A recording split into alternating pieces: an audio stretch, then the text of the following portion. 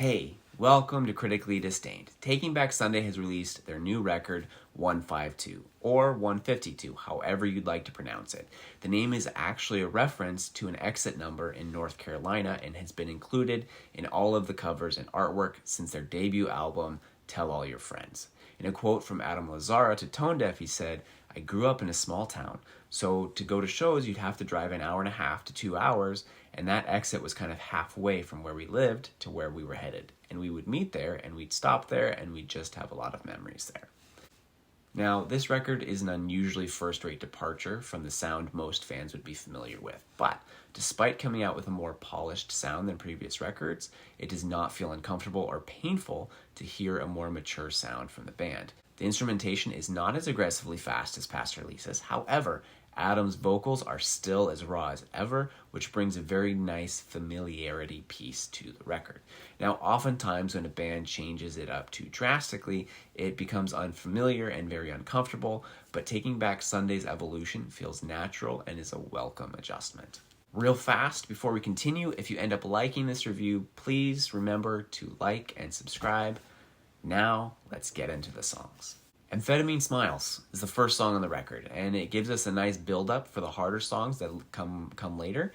It starts out with an acoustic style similar to that of Wonderwall by Oasis, which takes us through the first verse and the chorus, and then adding in some depth, the bass comes in. And then after the first time through the chorus, the drums come in hard. Now, this song is not completely clear on the meaning, and most of the things that I've looked up are pure speculation.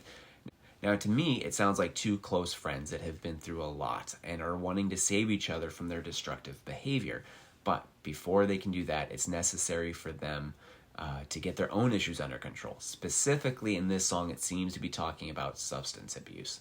It's been a part of their friendship since the very beginning, but they feel that the memories could have been so much more joyful without the substance use. Now, the production on the instruments does such an amazing job singling out each instrument.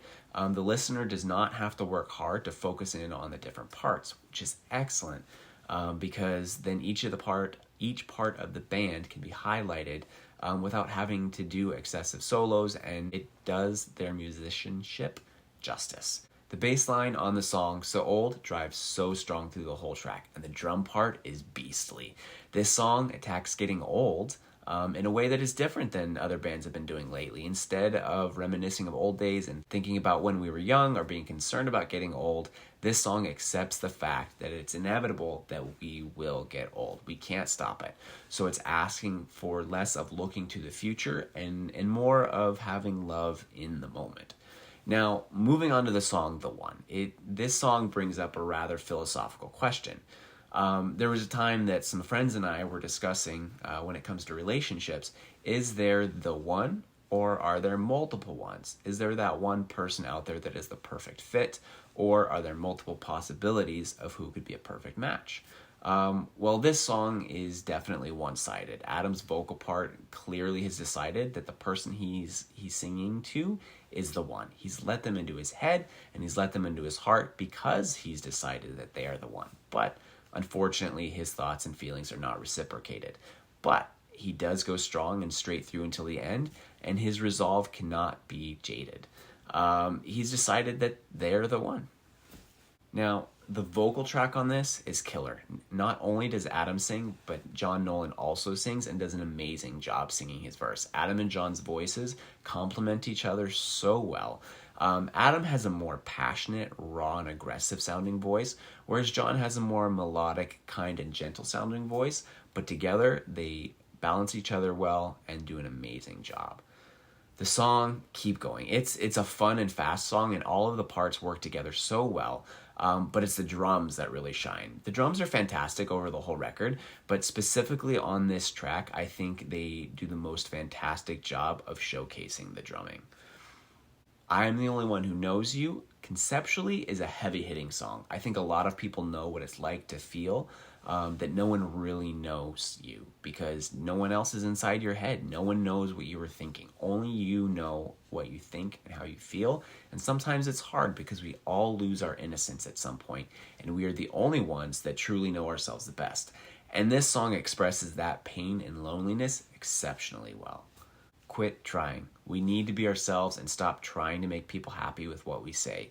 We were once young and sometimes reckless with our words, but that's in the past. Now we need to quit trying to please everyone because you'll just come back to your true self in the end. So the song Lightbringer to me sounds like Adam is singing about a relationship gone wrong, remembering back to when it was good. He was warned that it would break down if he didn't stop thinking about himself. The theme of being yourself keeps popping out at me through this record, and I think in the song New Music Friday, he did indeed lose it all, but he doesn't care because he's expecting it all to come back to him eventually. The track Juice to me sounds like Adam could be talking to somebody, or even I feel he could also be talking to himself, monologuing about the dark side of himself that he feels love for but wants to live without. I think depending on your perspective, you could view that either way. So the song The Stranger. I could be wrong on this, but I think this song might be a son's song to his father, a lament for a dad that cared more about working than taking time for his kids. And in the end, he ends up feeling like a stranger. And he wants to know, does this stranger get lonely? Overall, this record is short and well crafted. The vocals are raw and passionate, as you would expect from a Taking Back Sunday record. And as far as the music, we get a more mature and polished sound than previous releases. Overall, a solid album. I definitely give it 2 thumbs up. If you liked this review, don't forget to like, comment, and subscribe. Thank you for joining us, and we'll see you here next time on Critically Disdained.